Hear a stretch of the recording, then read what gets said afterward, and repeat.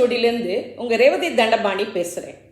நீங்கள் தடவையாக என்னுடைய வீடியோ பார்க்குறீங்கன்னா சப்ஸ்கிரைப் பண்ணுங்க.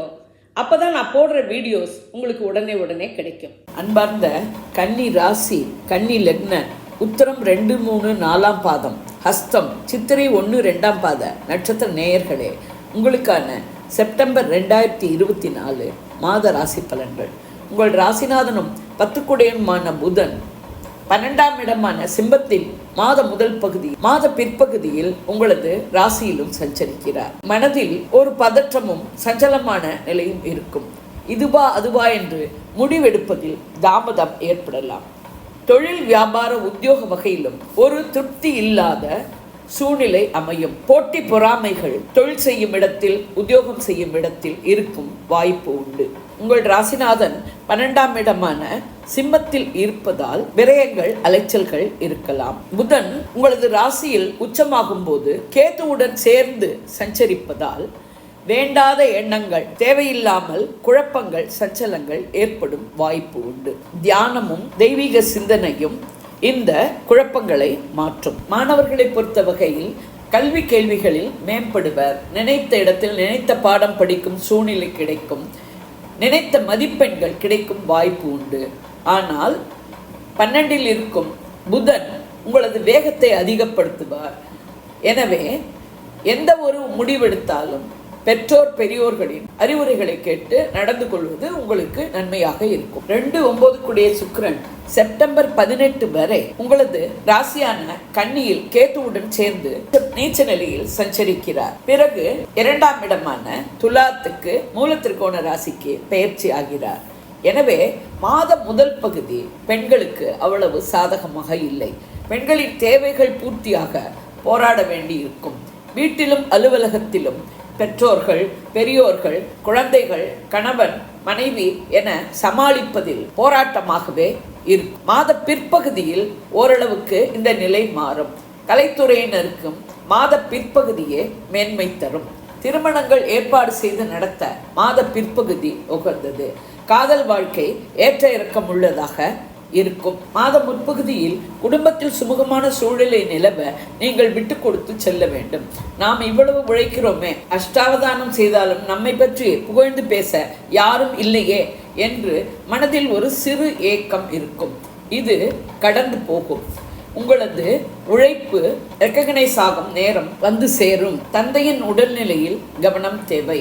உடனுக்குடன் மருத்துவரிடம் சென்று காண்பிப்பது நன்மை தரும். 3, 8 செவ்வாய் 10ஆம் இடமான மிதுனத்தில் சஞ்சரிக்கிறார்.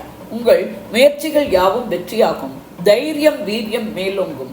இளைய சகோதரர்கள் ஒத்துழைப்பர். ஆனால் உங்களுக்கு தொழில் வகையில் போட்டி பொறாமைகள் இருக்கும். நமது உழைப்புக்கும் செயல்திறனுக்குமான அங்கீகாரம் கிடைக்கவில்லையே என்ற ஒரு சிறு ஏக்கம் இருக்கும். உண்ணும் உணவிலும் பணம் கொடுக்கல் வாங்கல் விஷயத்திலும் கவனமாக இருக்கவும்.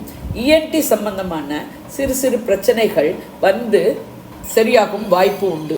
4, 7 குரு 9ஆம் இடமான ரிஷபத்தில் இருந்து நன்மையை செய்து கொண்டுள்ளார். சுக சௌகரியங்களுக்கு குறைவிருக்காது. வீடு, மனை, வாகன யோகங்கள் அமையும். தாயின் உடல்நிலையில் குறிப்பிட்ட முன்னேற்றம் இருக்கும். கணவன் மனைவி உறவு அந்யோன்யமாகவும் அன்பு பாசத்துடனும் இருக்கும். நண்பர்கள், தொழில் கூட்டாளிகள் ஒத்துழைப்பர். குரு பார்வை உங்கள் ராசியான கன்னி, 3ஆம் இடமான விருச்சிகம், 5ஆம் இடமான மகரத்தில் விழுகிறது. எனவே உங்கள் சுய மரியாதையும் கௌரவமும் மேம்படும். முயற்சிகள் யாவும் வெற்றியாகும். தைரியம், வீரியம் மேலோங்கும். இளைய சகோதரர்கள் ஒத்துழைப்பர். குழந்தைகள் கல்வி கேள்விகளிலும் பல வகையிலும் மேம்படுவர். அவர்களை நினைத்து நீங்கள் பெருமிதம் அடைவீர்கள். மன மகிழ்ச்சி பெருகும்.